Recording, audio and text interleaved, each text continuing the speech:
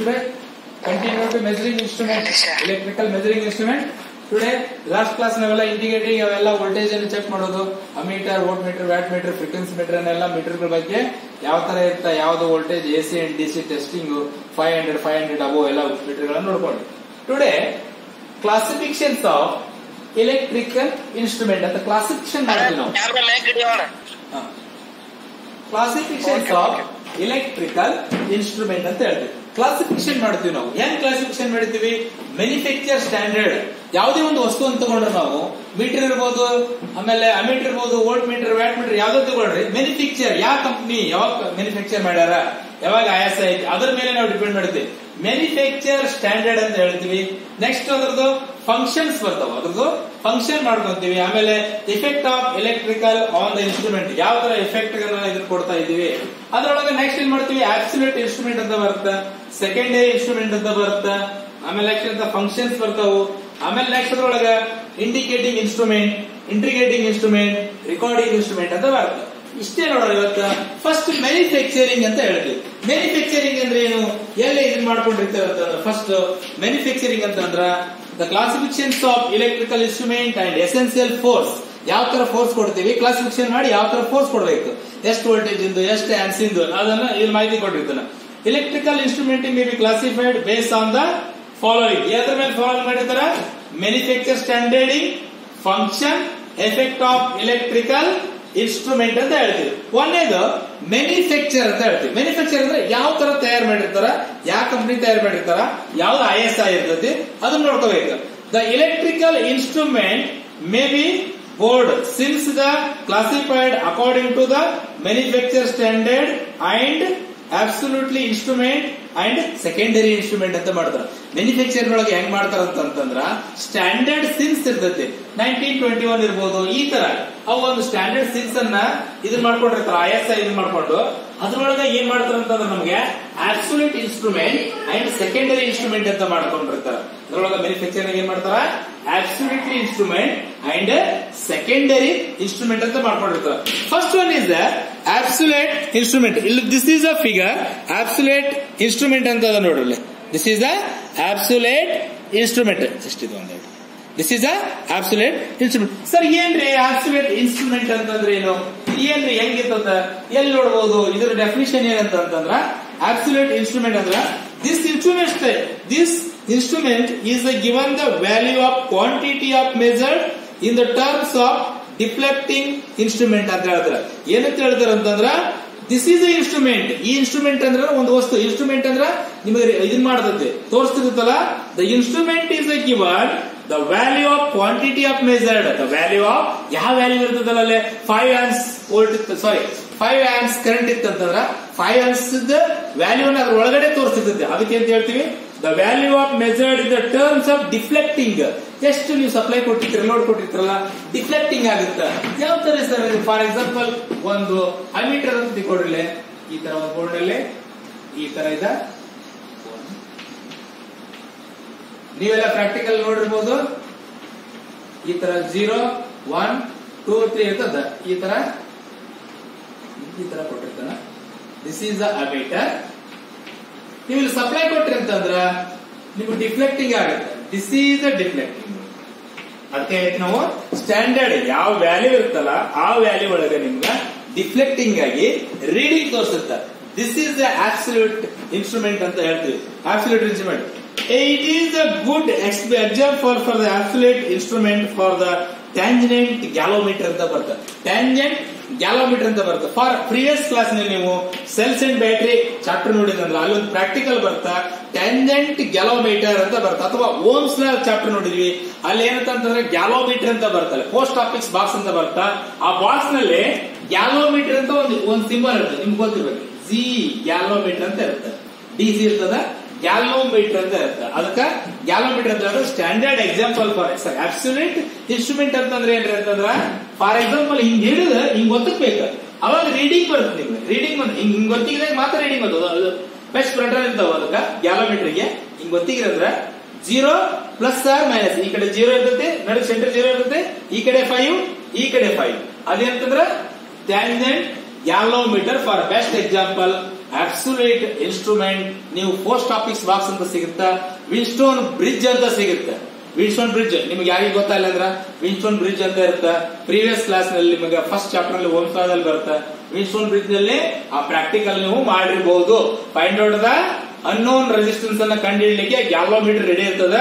ಆ ಗ್ಯಾಲೋಮೀಟರ್ ನಿಮ್ಗೆ ಸರ್ ಮಾಹಿತಿ ಕೊಟ್ಟಿರ್ತಾರಂತ ನಾನು ಅನ್ಕೊಳ್ತೀನಿ. ಅಬ್ಸಲ್ಯೂಟ್ ಇನ್ಸ್ಟ್ರೂಮೆಂಟ್ ಬಗ್ಗೆ ಮಾಹಿತಿ ಇರ್ತದ. ನೆಕ್ಸ್ಟ್ ಇದು ಅಬ್ಸಲ್ಯೂಟ್ ಇನ್ಸ್ಟ್ರೂಮೆಂಟ್ ಅನ್ನ ನೀವು ಇಲ್ಲಿ ನೋಡಿದಿರಲ್ಲ, ಇದೇ ತರ ಇರ್ತದ. ಇಲ್ಲೊಂದು ಬಟನ್ ಇರುತ್ತೆ, ಈ ಪ್ರೆಸ್ ಮಾಡಿರಂತಂದ್ರ ನಾ ಹೇಳಿದಿಲ್ಲ, ಈ ಸೆಂಟರ್ 0 ಇರುತ್ತೆ, 5 ಅಂದ್ರೆ ಈ ಕಡೆ ಇರ್ತೈತಿ. ಏನಪ್ಪಾ ಅಂದ್ರ ಫಾರ್ವರ್ಡ್ ಡೈರೆಕ್ಷನ್, ರಿವರ್ಸ್ ಡೈರೆಕ್ಷನ್ ಇರ್ತೈತಿ. ಅದು ನಿಮಗೆ ರೀಡಿಂಗ್ ಅನ್ನ ಸರ್ ಹೇಳಿರ್ತಾರ. ದಿಸ್ ಅಂತ ನಾವು ಹೇಳ್ಕೊತೀವಿ. And this figure in this coordinate be calculated from the tangent deflection produce the current. ಅದನ್ನ ಹೇಳ್ತಾನೆ. ನಾವು ಇದು ಮಾಡಿದಾಗ ಸಪ್ಲೈ ಕೊಟ್ಟಾಗ ಅನ್ನೋನ್ ರೆಸಿಸ್ಟೆನ್ಸ್ ಆದಾಗ ಜಸ್ಟ್ ಹಿಂಗ್ ಪುಷ್ ಮಾಡಿದ್ರೆ ಮಾತ್ರ ಅದು ಟ್ಯಾಂಜೆಂಟ್ ಗ್ಯಾಲೋಮೀಟರ್ ಮೂವ್ ಆದಾಗ ಆ ರೀಡಿಂಗ್ ಅನ್ನ ತೋರಿಸ್ ಅನ್ನೋನ್ ರೆಸಿಸ್ಟೆನ್ಸ್ ಅನ್ನ ಫೈಂಡ್ ಔಟ್ ಮಾಡಿ. ಫಾರ್ ಎಕ್ಸಾಂಪಲ್ ಅದನ್ನ ಹೇಳಕತ್ತಿದ್ದು ಅಂತ ಮೀಟರ್ಗಳನ್ನ ನಾವೇನ್ ಹೇಳ್ತೀವಿ, ಅಬ್ಸಲ್ಯೂಟ್ ಇನ್ಸ್ಟ್ರೂಮೆಂಟ್ ಅಂತ ಹೇಳ್ತೀವಿ.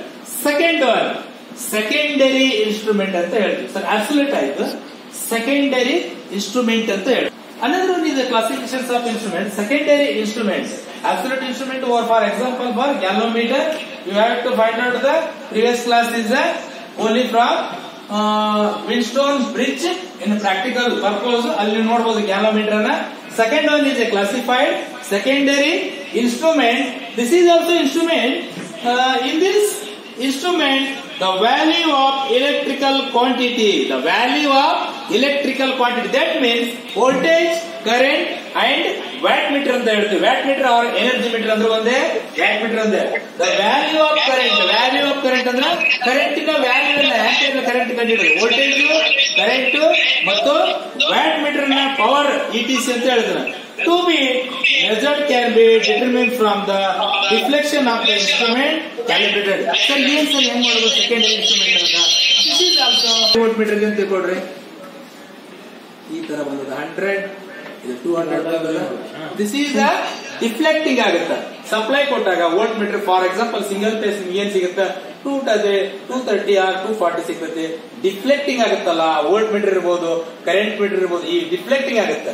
ಈ ಡಿಫ್ಲೆಕ್ಟಿಂಗ್ ಅಂದ್ರೆ ಸಪ್ಲೈ ಕೊಟ್ಟು ಡಿಫ್ಲೆಕ್ಟ್ ಆಗುತ್ತಲ್ಲ, ಅದಕ್ಕೆ ಏನ್ ನಾವು ಸೆಕೆಂಡರಿ ಇನ್ಸ್ಟ್ರೂಮೆಂಟ್ ಅಂತ ಹೇಳ್ತೀವಿ. For example secondary instrument, one which is already is the calibrated and the instrument used is commonly used for the second. Common ಆಗಿ ನಾವು ಜನರಲ್ ಆಗಿ ಎಲ್ಲಾ ಪ್ರಾಕ್ಟಿಕಲ್ ಅಲ್ಲಿ ಯೂಸ್ ಮಾಡ್ತೀವಿ. Ammeter, volt meter, watt metre ನಲ್ಲಿ ನಾವು ಯೂಸ್ ಮಾಡ್ತೀವಿ, power metre ನಲ್ಲಿ ಯೂಸ್ ಮಾಡ್ತೀವಿ. This is also secondary instrument ಅಂತ. ಸರ್ ಇವೆಲ್ಲ ನೋಡಿದ್ವಿ, absolute instrument and secondary instrument ನೋಡಿದ.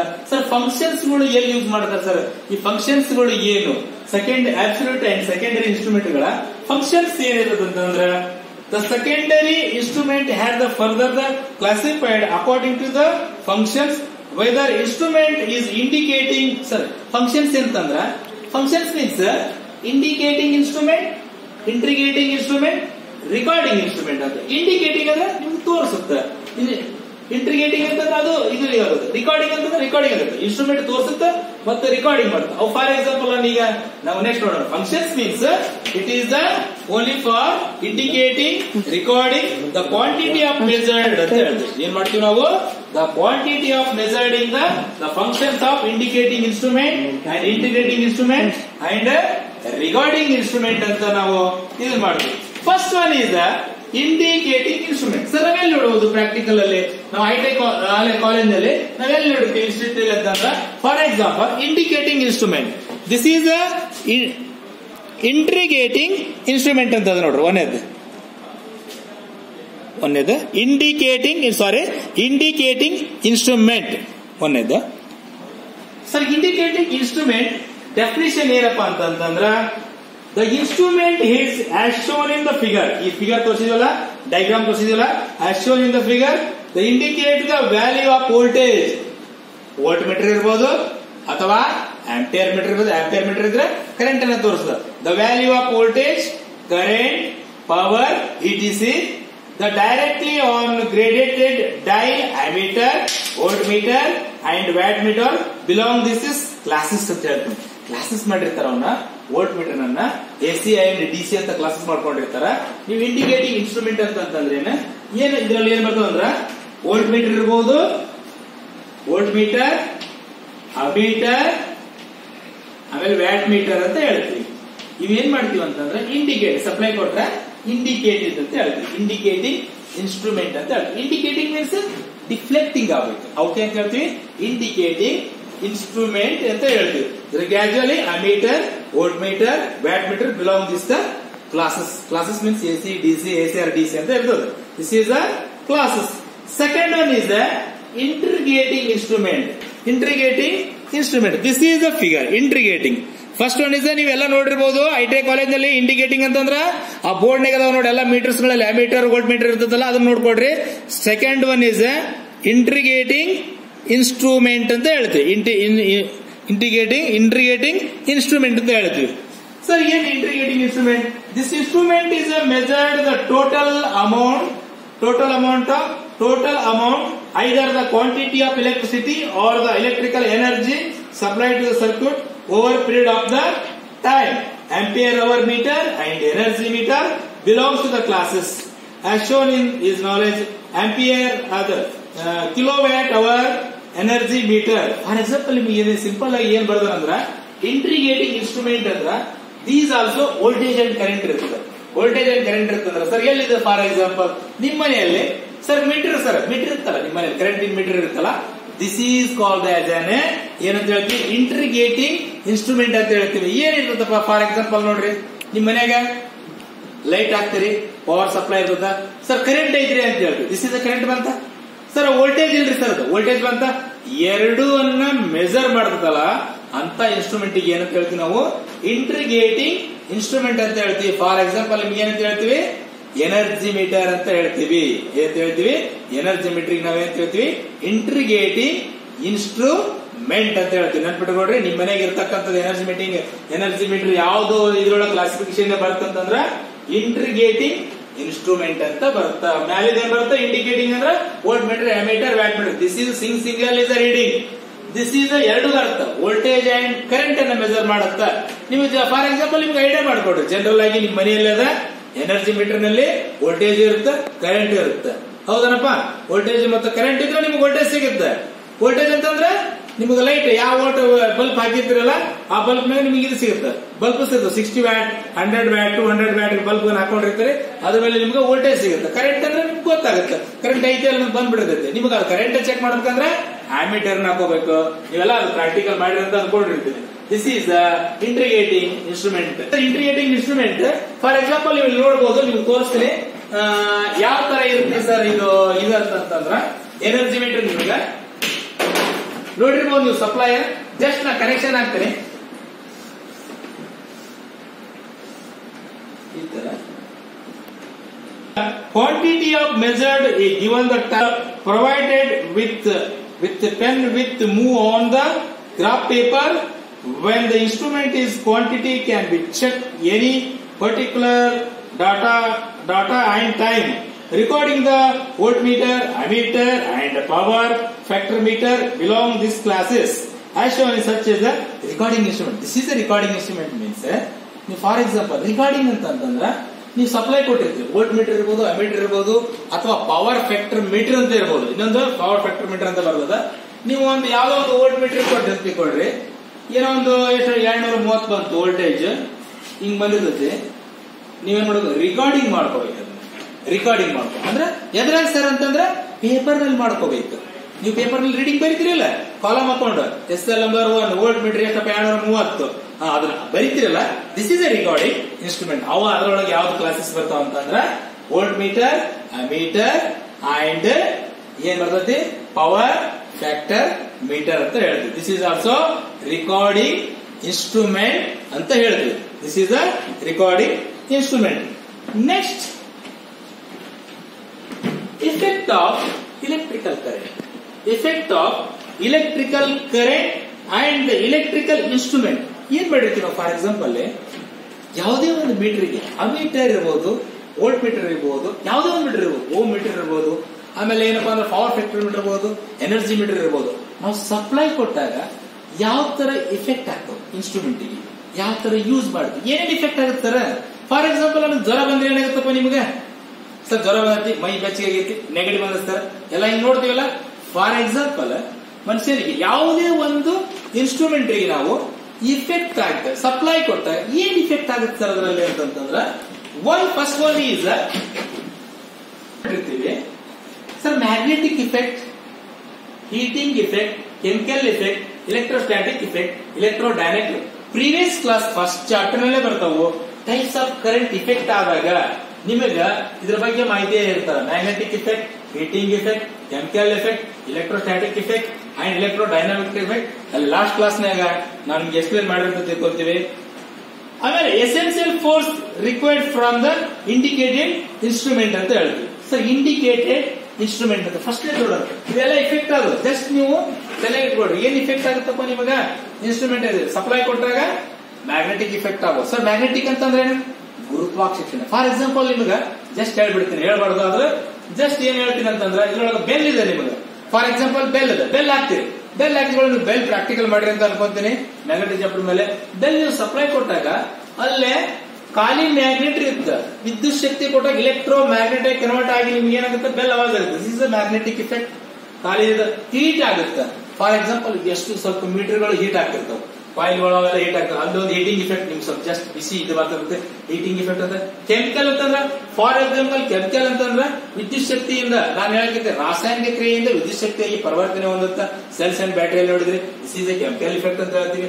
ಎಲೆಕ್ಟ್ರೋಸ್ಟಾಟಿಕ್ ಇಫೆಕ್ಟ್ ಅಂತ ಹೇಳ್ತೀವಿ. ಎಲೆಕ್ಟ್ರೋ ಡೈನಾಮಿಕ್ ಅಂತಂದ್ರೆ ಫಾರ್ ಎಕ್ಸಾಂಪಲ್ ನಿಮಗೆ ಮೋಟರ್, ನೀವು ಫಾರ್ ಎಕ್ಸಾಂಪಲ್ ಹಳೆ ಕಾಲದಲ್ಲಿ ವಿದ್ಯಾರ್ಥಿಗಳು ನೆನ್ಪು ಮಾಡ್ಕೊಡ್ರಿ, ಹಳೆ ಕಾಲದಲ್ಲಿ ಸೈಕಲ್ಗೆ ಒಂದು ಡೈನಾಮೋ ಅಂತ ಇರ್ತಿತ್ತು.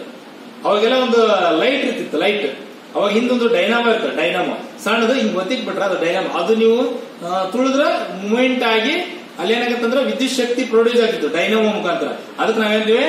ಡೈನಾಮಿಕ್ ಇಫೆಕ್ಟ್ ಅಂತ ಹೇಳ್ತೀವಿ. This is the effect just for ನೀವು ಗೊತ್ತಿರ್ಬೇಕು. Magnetic effect, heating effect, chemical effect, electrostatic effect and electro dynamic effect.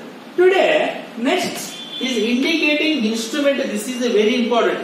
ಇಲ್ಲಿಂದ ನಿಮಗೆ ಕ್ವಶನ್ಸ್ ಬರ್ತಾವೆ ಎಕ್ಸಾಮ್ಗೆ. ಇಲ್ಲಿಂದ ನಿಮಗೆ ಕ್ವಶನ್ಸ್ ಗಳನ್ನ ಕೇಳ್ತಾರೆ, ಯಾವ ತರ ಇನ್ಸ್ಟ್ರೂಮೆಂಟ್ ಎದ್ರಾಗ ಬರ್ತಂತಂದ್ರೆ ಇಲ್ಲಿಂದ ಕೇಳ್ತಾರೆ. ಒನ್ ಈಸ್ ಅ ಡಿಫ್ಲೆಕ್ಟಿಂಗ್ ಟೈಪ್ ಅಂತ ಹೇಳ್ತಾನೆ. ಏನಂತ ಹೇಳ್ತಾನ? ಒನ್ ಈಸ್ ಅ ಡಿಫ್ಲೆಕ್ಟಿಂಗ್ ಟೈಪ್ ಅಂತ ಹೇಳ್ತೀವಿ. ಒಂದೇ ಇದ್ರೊಳಗ ಯಾವ್ದಪ್ಪ ಅಂತಂದ್ರ ಇಂಡಿಕೇಟಿಂಗ್ ಇನ್ಸ್ಟ್ರೂಮೆಂಟ್ ನಲ್ಲಿ ನಮ್ಗೆ essential for force required for indicating instrument ನಲ್ಲಿ ನಮ್ಗೆ ಏನ್ ಮಾಡ್ತೀವಿ? 3 ಭಾಗಗಳನ್ನು ಮಾಡ್ತೀವಿ. ಡಿಫ್ಲೆಕ್ಟಿಂಗ್ ಫೋರ್ಸ್ ಅಂತ ಹೇಳ್ತೀವಿ. Deflecting force. Next controlling force.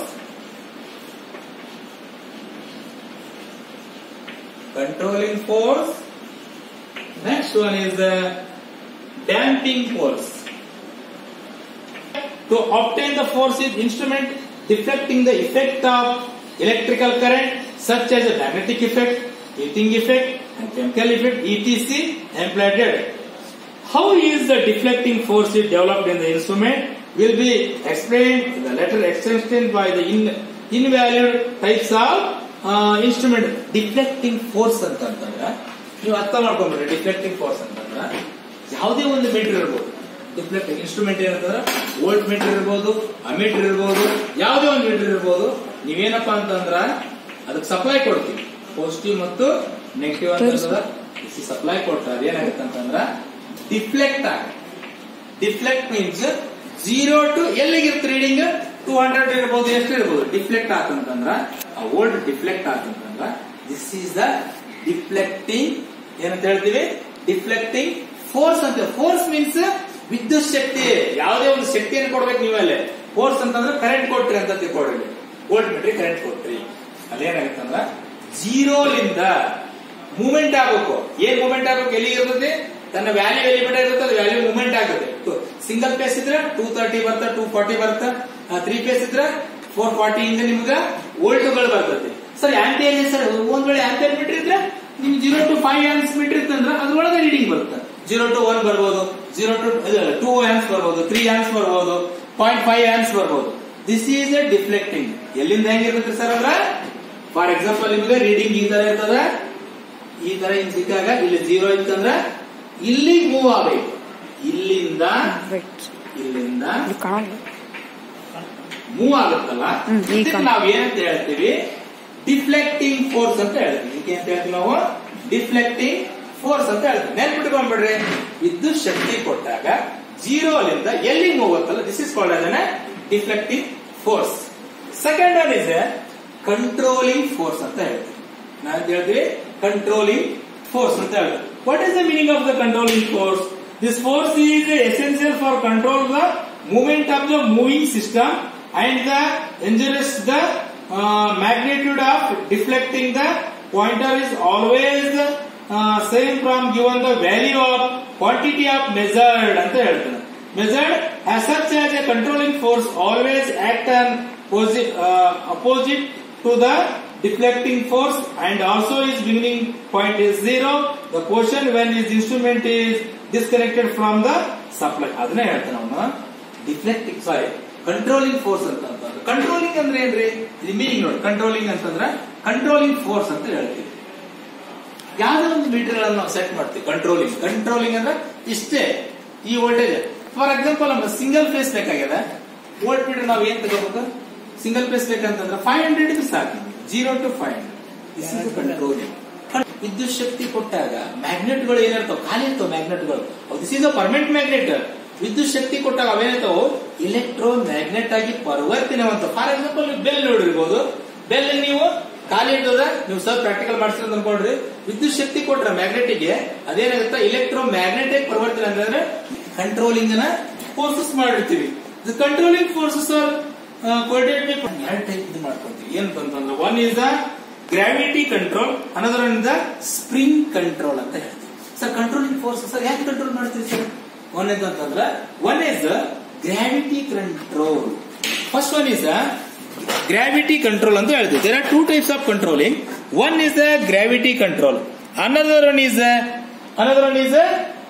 spring control. Spring ಅಂತ ಹೇಳ್ತೀವಿ. Spring control, gravity and spring control. First one is ಇದರಲ್ಲಿ ಕಂಟ್ರೋಲಿಂಗ್ ಫೋರ್ಸ್ ನಲ್ಲಿ ನೀವು ಡಯಾಗ್ರಾಮ್ ನೋಡಿದ್ರೆ already.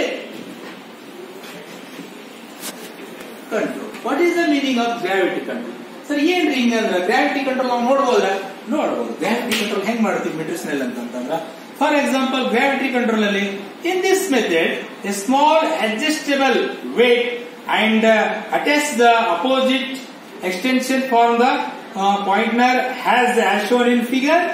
This is the weight of attached either the gravity pulley and there is the produce of required controlling force. Third, the instrument is gravity control as used in vertical position only. Sir, ಎಲ್ಲಿ ನೋಡಿರಬಹುದು? Meter ನೋಡಿರಬಹುದು. Gravity control meter for example diploma ಮಾಡಿರ್ತೀರಿ ನೋಡ್ರಿ, ಗೊತ್ತಾ? ಇದು ಬರುತ್ತೆ for example X Y Z ಅಂತ practical ಮಾಡ್ತೀವಿ ನೋಡಿ ಸೈನ್ಸ್ ನಲ್ಲಿ. Next continue. When the instrument is not connected to the supply, the controlling weight of the balance, the weight is attached to the opposite and end is the point is the pointer is 0. For example, ನಿಮಗೆ metre ಹೆಂಗೆ ಎಲ್ಲಿ ಸಿಗುತ್ತೆ ಅಂದ್ರೆ only for practical purpose and gravity control forces is in diploma in science classes x y z ಅಂತ practical ಬರ್ತದ. ಅದು ನೋಡ್ಬೇಕು ನೀವು. ಇಲ್ಲಿ ನೀವು ಹೇಳಿದ ಅರ್ಥ ಆಗಲ್ಲ. ಜಸ್ಟ್ ಏನಪ್ಪಾ ಅಂದ್ರೆ ನಾವು ಇಲ್ಲಿ ಪ್ರಾಕ್ಟಿಕಲ್ ಅಲ್ಲಿ ಇದು ಒಂದು ಮೀಟರ್ ನಾವು ಕಂಟ್ರೋಲಿಂಗ್ ಮಾಡಬಹುದು. This is a gravity controlling process ಅಂತ ಹೇಳೋದು, ಫೋರ್ಸ್ ಅಂತ ಹೇಳ್ತೀವಿ. ಇನ್ನೊಂದು ಸ್ಪ್ರಿಂಗ್ ಕಂಟ್ರೋಲ್ ಅಂತ ಹೇಳ್ತೀವಿ. ಸರ್ ಮೀಟರ್ ನಲ್ಲಿ ಸ್ಪ್ರಿಂಗ್ ಇರುತ್ತೆ ನೋಡ್ರಿ. ಒಂದು ಮೀಟರ್ ಬಾಕ್ಸ್ ನಲ್ಲಿ ಹಿಂಗ್ ಓಪನ್ ಮಾಡ್ರಿ, ಮೇಲ್ಗಡೆ ಒಂದು ಈ ತರ ಹಿಂಗ್ ಕೊಟ್ಟಿರ್ತಾನೆ. ಸರ್ ಫಾರ್ ಎಕ್ಸಾಂಪಲ್ ಇಲ್ಲಿಂದ ಒಂದು 0 ಬಿಡುತ್ತೆ, ಕಂಟ್ರೋಲ್ ಅಂತ ಹೇಳ್ತೀವಿ. ಇಲ್ಲಿ ಟೆಸ್ಟರ್ ಅಥವಾ ಸ್ಕ್ರೂ ಡ್ರೈವರ್ ಹಾಕ್ಬಿಟ್ಟು ಜಸ್ಟ್ ಹಿಂಗ್ ಮೂಮೆಂಟಿಂಗ್ ಒಂದು ಸ್ಕ್ರೂ ಇರ್ತದ, ಈ ಸ್ಕ್ರೂ ಹಾಕೊಂಡು 0 ಪೊಸಿಷನ್ ಗೆ ಅಡ್ಜಸ್ಟ್ ಮಾಡಿದ್ರೆ this is also spring control ಅಂತ ಹೇಳ್ತೀವಿ. ಸ್ಪ್ರಿಂಗ್ ಕಂಟ್ರೋಲ್ ಅಂತ ಹೇಳ್ತೀವಿ. ಸೊ ಈ arrangement of the spring control until 2 phosphorus bronze and beryllium copper split here the spring. Sir spring ಎದರಲ್ಲೇ ಮಾಡಿರ್ತಾರ ಅಂತ ಒಂದು ಎರಡು ಇವು ಇರ್ತಾವ. 2 ಫಾಸ್ಫರಸ್ ಬ್ರಾಂಜ್ ಮಾಡಿರ್ತಾರ. ಸ್ಪ್ರಿಂಗ್ ಎದರಲ್ಲೇ ಮಾಡಿರ್ತಾರ? ಬ್ರಾಂಜ್ ಮಾಡಿರ್ತಾರ. ಆರ್ ಬೆರಿಲಿಯಂ ಕಾಪರ್ ಅಂತ ಹೇಳ್ತೀವಿ. ಒಳಗಡೆ ಅದು ಸಿಗ್ಲಿಲ್ಲ ಅಂದ್ರೆ ಈ ಮೆಟೀರಿಯಲ್ ಎಲ್ಲ ಮಾಡಿರ್ತಾವ. ಒಳಗಡೆ ಸ್ಪ್ರಿಂಗ್ ಇರುತ್ತೆ. ಈ ತರ ಒಳಗಡೆ ನೀವು ಈ ತರ ಒಂದು ಇದು ಬರ್ಬೇಕಾಗಿತ್ತು ಅಂತಂದ್ರ ಡಿಫ್ಲೆಕ್ಟಿಂಗ್ ಒಳಗಡೆ ಈ ತರ ಮೀಟರ್ ಬಿಚ್ಚಿ ನೋಡ್ರಿ ನೀವು, ಈ ತರ ಸ್ಪ್ರಿಂಗ್ ಇರ್ತದೆ. ಇದನ್ನ ಎದುರಲ್ಲೇ ಮಾಡಿರ್ತಾರ ಅಂತ ಮಾಹಿತಿ ಕೊಡಕ್ಕೆ, ಯಾವ ಮೆಟೀರಿಯಲ್ ಮಾಡಿರ್ತಾರ ಅನ್ನೋದನ್ನ ಇದು ಮಾಡ್ತಾನ. Brillium copper spring. Here the spring is A and B. The inner end of which is attached spindle S. ಅದನ್ನ ಹೇಳ್ತಾನೆ. ಇನ್ನರ್ ಎಂಡ್ ಒಳಗಡೆ ಮಾಡಿರ್ತಾರೆ ಇವನ್ನ. ಇದಕ್ಕೆ ಎಂಡಿಗೆ ಏನ್ ಮಾಡಿರ್ತಾರೆ, ಸ್ಪ್ರಿಂಗ್ ಅನ್ನ ಇಲ್ಲಿ ಈ ತರ, ಇದಕ್ಕೆ ಎಸ್ ಅಂತ ಹೇಳ್ತೀವಿ. ಈ ತರ ಇದಕ್ಕೆ ಎಸ್ ಅಂತ ಹೇಳ್ತೀವಿ. As shown in figure, the outer end of the B is fixed. outer end ಅಂದ್ರೆ ಒಳಗಡೆ ಏನ್ ಮಾಡಿರ್ತಾರೆ, ಫಿಕ್ಸ್ ಮಾಡಿರ್ತಾರ.